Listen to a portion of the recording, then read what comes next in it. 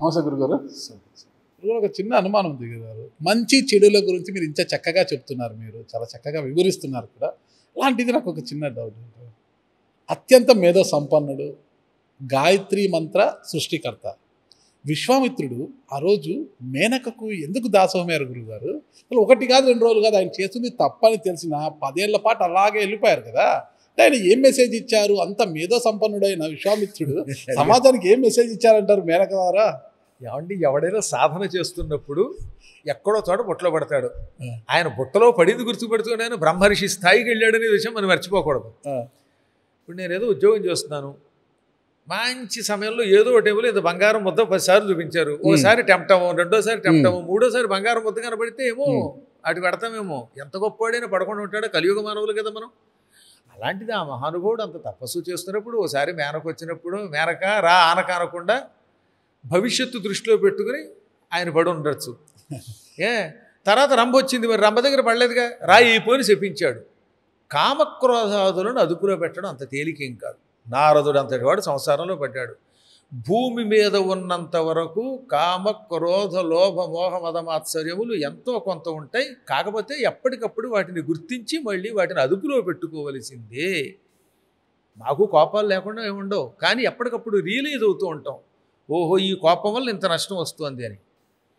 అందులో వాళ్ళు చాలా గొప్పవాళ్ళు అయ్యారు కదండి. విశ్వామిత్రుడు ఇప్పటికి కూడా ఆకాశంలో అద్భుతమైనటువంటి ఒక నక్షత్ర రూపంలో కనపడుతున్నాడు. సప్తఋషి మండలం అని ఉంటుంది పైన, అందులో విశ్వామిత్రుడు ఒకడు. కాబట్టి ఎవరైనా సరే అప్పుడప్పుడు తపస్సులో భ్రష్టులు అవుతూ ఉంటారు. అవడమే వాళ్ళ లక్షణం. అయ్యి మళ్ళీ వాళ్ళు తట్టుకుంటారు. ఒక మనిషి జీవితంలో సమస్యలు చుట్టుముట్టినప్పుడు కావచ్చు, పిల్లల విషయంలో ఏదన్నా సమస్య వచ్చినా, చదువు సరిగ్గా లలిత సహస్రనామాన్ని పఠించమను అనేసి చెప్తుంటారు. ఈ లలిత సహస్రనామంలోని ప్రతి నామములో కూడా మన జీవితం మీద ఎలాంటి ప్రభావం చూపుతుందంటారు గురుగారు? బ్రహ్మాండ పురాణంలో లలితా సహస్రనామం ఉండదని కొందరు అంటారే. కేవలం బ్రహ్మాండ పురాణంలో లలితా సహస్రనామం ఉండడం కాదు, సహస్రనామాల్లో బ్రహ్మాండాలు ఉన్నాయి. అంటే ఒక్కొక్క నామం ఒక్కొక్క బ్రహ్మాండం లాంటిది. అంత గొప్ప నామాలు ఇవి. ఇటువంటి శక్తివంతమైన స్తోత్రం ప్రపంచంలో మరొకటి లేదు. నానేన సదృశం స్తోత్రం అన్నారు. అందుకే ఫలితంలో దీనితో సాటి వచ్చే స్తోత్రం మరొకటి లేదు. ప్రతి అక్షరం ఒక మంత్రం. సంస్కృతంలో ఈ శ్లోకాలని ఒక ఛందస్సు ఉన్నది. అనుష్టుప్ అని ఒక శ్లోకం, అనగా 4 పాదాలతో శ్లోకం ఉంటుంది. ప్రతి పాదంలో 8 అక్షరాలు ఉంటాయి. ఈ అక్షరాలని పూర్తి చేయడానికి పాదపూర్తి కోసమని తూచ అని 2 అక్షరాలు వాడతారు. ఏమిటి? తూచ. మరియు అనడానికో లేదా ఇంకొంచెం ఎక్కువగా అని చెప్పడానికో, పాదపూర్తిగా అండాన్ని వాడడానికి వాటికి ఈ తూచాలు వాడతారు. వీటిని సహజంగా వ్యర్థ పదాలు అంటారు. కొన్ని చోట్ల వ్యర్థం కాకుండా సమయానికి తగిన ఫలితం కూడా ఇస్తాయి అనుకోండి, అవి పక్కన పెడదాం. ఇవి లేకుండా ఏది ఉండదు. ఉదాహరణకి భవాన్ భీష్మశ్చ కర్ణశ్చ కృపశ్చ సమితి. ఎన్నిసార్లు చావుందో చూడండి.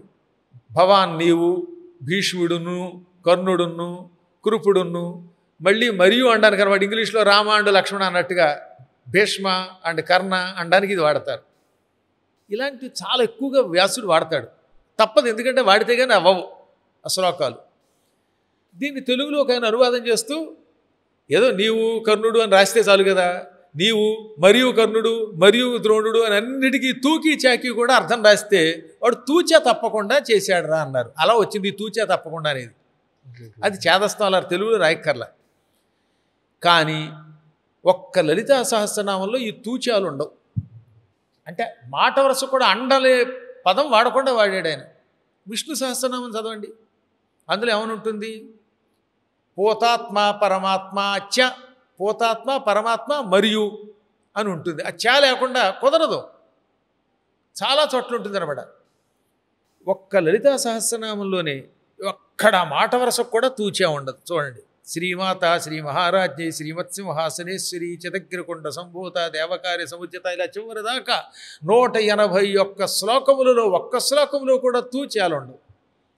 అంటే పూర్తిగా మంత్రమే, పాదపూర్తి కోసం అండనేది వాడలేదనమాట. అంత అద్భుతమైనది. ఒక్కొక్క నామం ఒక్కొక్క అద్భుతమైన శక్తివంతమైనది. సంసారం అట దావాగ్ని అట. అడవులు తగలబడిపోతే దాన్ని ఏమంటారు? కార్చిచ్చు అంటారు. ఇప్పటికి కూడా కాలిఫోర్నియా అడవులు తగలంటాయి. వాటిని ఆర్పాలంటే ఎంత కష్టం. భవ అంటే పుట్టుక లేక సంసారం, దావా కార్చిచ్చు. ఈ సంసారం అనే కార్చిచ్చు చల్లారాలంటే ఎలాగా? అడవి తగలబడుతోందండి, అది చల్లారాలంటే మీరు ఫైర్ స్టేషన్ వాళ్ళ దగ్గరికి వెళ్ళి ఇంజన్లతో నీళ్లతో కొడితే ఆగుతుందా? కొన్ని వేల ఎకరాల అడవి భగభగ మండుతుంటే అది చల్లారాలంటే ఆకాశంలో మేఘాలు వచ్చి ఏకధాటిన కుంభవృష్టి కొన్ని గంటలు కురిస్తే అప్పుడు ఈ అడవిలో ఉన్న అగ్ని చల్లారుతుంది. అవునా? కరెక్ట్. అమ్మవారు ఎటువంటిది అంటున్నాడు? భవదావ సుధావృష్టి, సంసారమనే కార్చిచ్చు చల్లార్చేసే సుధావృష్టి అమృత వర్షం. వర్షం కురిస్తే అడవి చల్లారుతుంది. కానీ ఇక్కడ మామూలు వర్షం కదట అమ్మ, అమృత వర్షం అట. వర్షం కురిస్తే కేవలం చెట్లు కాలిపోతున్నవి చల్లారిపోతాయి, కానీ చచ్చిపోయిన చెట్లు బతుకుతాయా? బతకవుగా. కాదే అమృతం కురిపించండి, చచ్చిపోయిన వాళ్ళు బతుకుతారు అమృతం యొక్క ప్రభావానికి. అనగా కాలిపోయిన చెట్లు మళ్ళీ తిరిగి బతుకుతాయి, చిగురిస్తాయి, జీవిస్తాయి. ఈ సంసారం అనే కార్చిచ్చుని చల్లార్చి మనల్ని కాపాడేటటువంటి అమృత వర్షం అమ్మ. ఇలాంటి అలంకారములతో కూడినటువంటి అద్భుతమైన మంత్రాలు.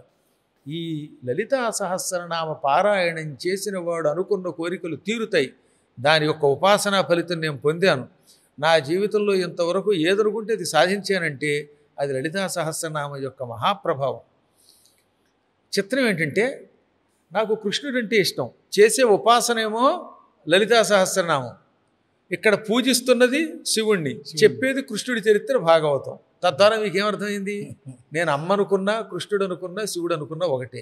ఆ స్థాయికి వెళితేనే వాడు జ్ఞాని. ఒకసారి గురువు మన పురాణాలను వాటిని పరిశీలిస్తే అప్పట్లో హిమాలయాలకు వెళ్ళి తపస్సు చేసే దేవుడు ప్రత్యక్షమయ్యేవాడు, కోరిన కోరికలు తీర్చేవారు అనేది. ఈ జనరేషన్లో కూడా హిమాలయాలకు వెళ్ళి తపస్సులు చేసేవారు కూడా కొంతమంది ఉన్నారు గురుగారు. మరి ఇప్పటికీ కూడా దేవుళ్ళు ప్రత్యక్షం కావడము, కోరికలు నెరవేర్చడం ఉంటాయి గురుగారు. ఆ స్థానాలకు ఒక శక్తి ఉందండి. కానీ అక్కడికి వెళ్ళి హిమాలయాల్లో మీరు ఎంతసేపు ఉండగలరు? ఇప్పుడు బదరీలో కాసేపు ఉంటే శరీరం గగురుపాటు గురవుతున్నావునా. కాబట్టి ఇప్పుడు ఈ కలియుగంలో అక్కడికి వెళ్ళగలిగే వాళ్ళు కొంత తగ్గారు. మహాత్ములైన యోగులు అక్కడ ఉన్నారు. అక్కడికి వెళ్ళి తట్టుకోగలిగితే, ఉపాసన చేయగలిగితే తొందరగా భగవంతుని యొక్క సాక్షాత్కారం కలుగుతుంది. అలా అయిన యోగుల్ని నేను చూశానంటే ఇప్పుడు మూర్ఖులు నమ్మరు కాబట్టి. కానీ హిమాలయ యోగులు చాలా గొప్పవాళ్ళు ఉన్నారు. ఇప్పుడు ప్రజలకు నేను అందరికీ అక్కడికి వెళ్ళమని సలహా ఇవ్వట్ల. మీరు వెళ్తున్నారు గురుగారు? నేను అప్పుడప్పుడు వెళుతుంటాను. హిమాలయాలకు వెళ్ళి వస్తుంటారు. ఉంటారు వాళ్ళు అక్కడ, ఆయా ప్రాంతాల్లో ఉంటారు. వాళ్ళ గొప్పతనం మనకి తెలియదు. మీరు వెళ్ళి ఎప్పుడైనా తపస్సు చేయడము, ఆధ్యాత్మికంగా ఇప్పుడు ఈ మధ్యకాలంలో నేను ధ్యానంలో ఉండడము, ఒకప్పుడు చిన్నప్పుడు వెళ్ళగలిగాం, అప్పుడున్న శక్తి వేరు. అక్కడ అటువంటి వాళ్ళని చూసాం. ఇప్పుడు నేను ఎక్కడుంటే అక్కడే భగవంతుడు కనపడుతున్నట్టుగా అనిపిస్తోంది.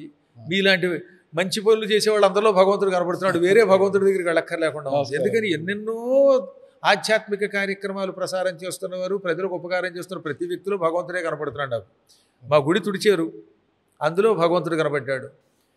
అన్నదానం చేయడానికి సాయం చేసి వడ్డించిన శిష్యులు, వాళ్ళలో భగవంతుడు కనపడ్డాడు. ఇలా భగవంతుడు చూడడానికి దూరం కూడా వెళ్ళక్కర్లా. మంచంగాతో కఠౌతీమే గంగా అని హిందీలో సామెత ఉన్నది. మనస్సు పవిత్రంగా ఉంటే మీ చేతి చెంబులోనే గంగ వచ్చి ప్రత్యక్షం అవుతుంది. ఇప్పుడు ఇక్కడ మాకు ఎదురుగుండా ఉన్న సత్యధర్మేశ్వరుడు శివుడు కనపడుతున్నాడు. కాబట్టి వాళ్ళ యోగాలను బట్టి ఒక్కొక్కడు హిమాలయాలకు వెడితేనే భగవంతుడిని చూడగలరు. కొంతమంది శ్రీశైలంలో చూడగలుగుతున్నారు, కొందరు పీఠంలో చూడగలుగుతున్నారు, ప్రతి వ్యక్తిలో చూడగలుగుతున్నారు. సంస్కారం, ఉపాసనా బలాన్ని బట్టి ఎక్కడి నుంచైనా భగవంతుని మనం చూడగలుగుతాం. మీరు పీఠం గురించి చెప్పారు కాబట్టి ప్రణవ పీఠాధిపతి మీరు.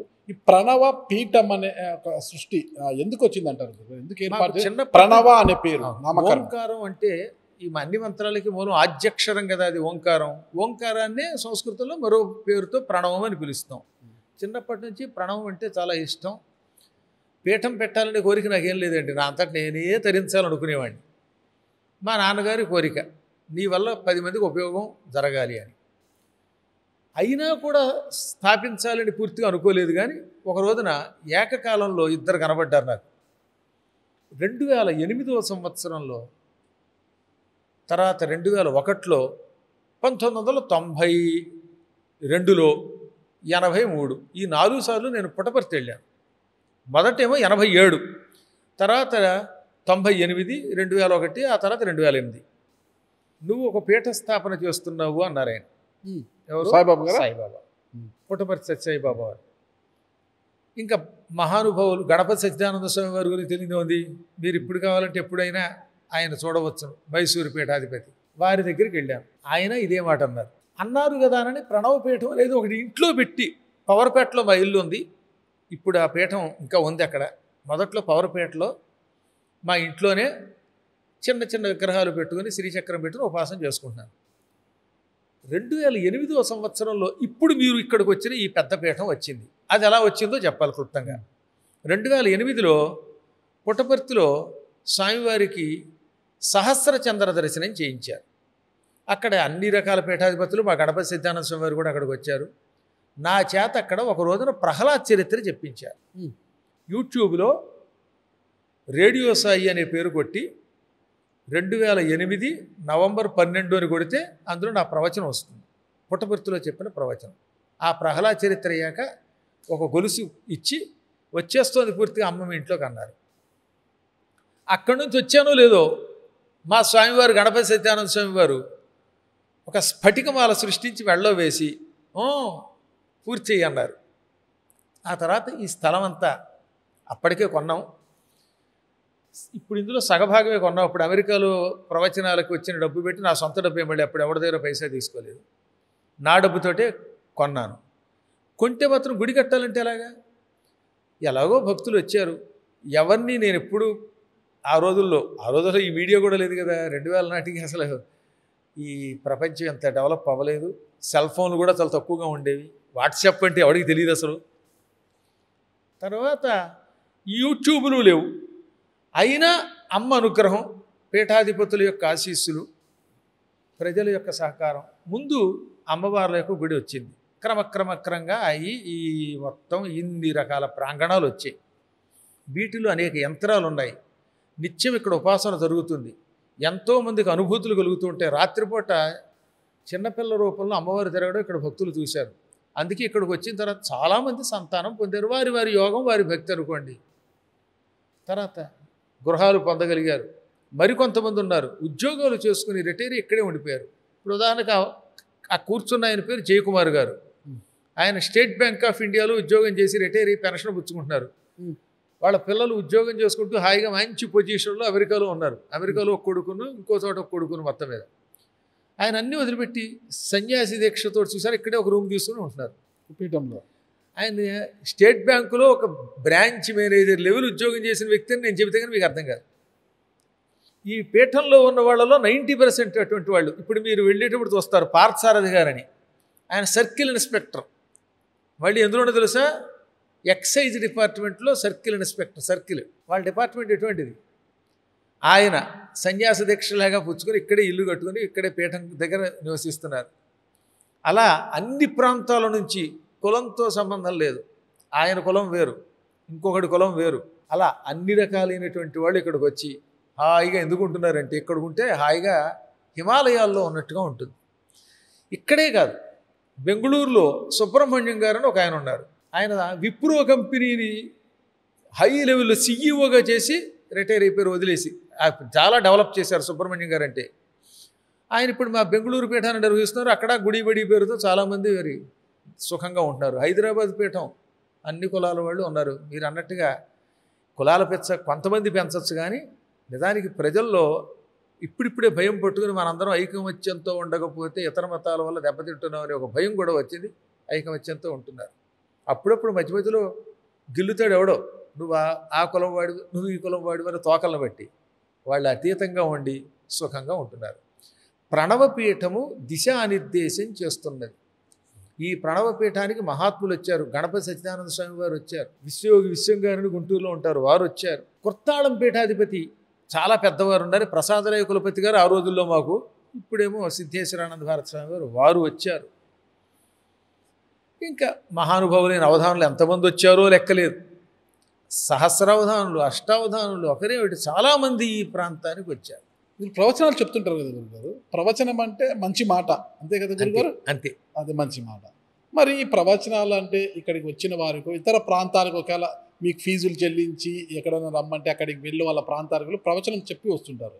కానీ ప్రవచనకర్తలు ఎవరు కూడా ఈ దళిత వాడలకి వెళ్ళి ప్రవచనాలు చెప్పింది వినలేదు. జైలులో తప్పులు చేసి జైలుకి వెళ్ళిన వారిలో సత్ప్రవర్తన కోసము ప్రయత్నిస్తూ జైలుకి వెళ్ళి కూడా ప్రవచనాలు చెప్పొచ్చు కదా గురువాడు. మరి ఆ దిశగా ఎందుకు ఎవరు కూడా ముందడుగు వేయడం లేదంటారు? ఇక్కడే సత్యనారాయణ గారు అని ఒక ఆయన ఉన్నారు. ఆయన రాష్ట్రపతి అవార్డు గ్రహీత. ఓకే ఆయన ఇప్పటివరకు 20 సార్లు జైల్లో ప్రవచనం చేశారు నా ద్వారా వెళ్ళి. ఓకే గురుగారు. అంటే మరి ఎవడన్నా పిలిస్తే కదా వెళ్ళేది. ఓకే వెళ్ళేటప్పుడు ఒకసారి ఆయన కూడా ఇంటర్వ్యూ చేయండి. ఆయన 21 సార్లు రికార్డుగా సెంట్రల్ జైల్లో, ఇక్కడ ఏలూరు జైలు, రాజమండ్రి సెంట్రల్ జైల్లో కూడా మీ సూచన మేరకు మీ సూచన కేవలం సూచన మేరకే. మరి మీరు వెళ్ళలేదు గురుగారు? మరి నన్ను పిలవాలిగా వాళ్ళు. మీరు పిలిచి ఎక్కడన్నా ఒకసారి ఉపన్యాసం ఇప్పించండి. ఇప్పుడు ఎందుకు ఇవ్వట్లేదని అడిగే బదులుగా మాకు బెటరే. ఓకే అలాగే ఇప్పుడు ఆ కిరస్థానం వాళ్ళ దగ్గరికి నన్ను తీసుకెళ్ళండి. ఏమండి ఇక్కడ గుడి కట్టిద్దాం, వీళ్ళందరూ కూడా మీ మాట వింటారు, మీరు ఇక్కడ ప్రవచనం చెప్పండి అని అడగండి, చేస్తాం. నా అంతటి నేను పరిగెత్తుకెళ్ళి వాళ్ళ దగ్గర కూర్చోలేను కదా. ఖచ్చితంగా గురుగారు, మంచి మాట చెప్పారు. పిలిస్తే మీరు వెళ్ళాలి. రాధా మనోహర్ దాస్ గారు అట్లేదా? వెళ్తారు, శుభ్రంగా పెడతారు. మీరు పిలిస్తే ఎన్ని చోట్లకి ఎంతమంది అట్లా. అన్నిటికీ మించి సుగ్గన కరుణాకర్ ఎవరు? బైబర్త్ క్రిస్టియనే కదా. ఆయన వాళ్ళ శివశక్తి స్థాపించి అద్భుతంగా చేస్తున్నాడుగా. మరి వాళ్ళు అక్కడికి వెళ్ళి గుళ్ళు కొడుతున్నారు పాప. వాళ్ళు చెయ్యకపోవడం లేదండి, చేయించేవాడు ఒకడు కావాలి. పద్మాకర్ అనేవాడు ఒక్క వ్యక్తి, ఇన్ని ప్రవచనాల్లో ఆయన ఒక్కడే ఎన్ని తిరుగుతాడు. కాబట్టి మీరు ఆ ప్రాంతాల్లో వాళ్ళలో ఉన్న ద్వేషం తొలగిస్తూ అక్కడ గుళ్ళు కట్టించడానికి ప్రయత్నించి సాయం చేస్తే, చేసేవాళ్ళు ఉంటే వీళ్ళు పెడతారు. ఖచ్చితంగా ఏమైనా చెయ్యాలి. ఏమీ చేయకుండా వీడు ఒక్కడ వీళ్ళు అక్కడ చావు దెబ్బలు తిని వస్తేలాగా వాళ్ళు అక్కడికి రానివ్వట్లేదు. చక్కటి విషయం చెప్పారు గురుగారు. ఎప్పుడైనా అవకాశం ఖచ్చితంగా సందేహం లేకుండా ఏర్పాటు చేయించండి. ఖచ్చితంగా చేస్తాను గురుగారు. థ్యాంక్ యూ గురుగారు, చాలా మంచి విషయాలు చెప్పారు. Thank you.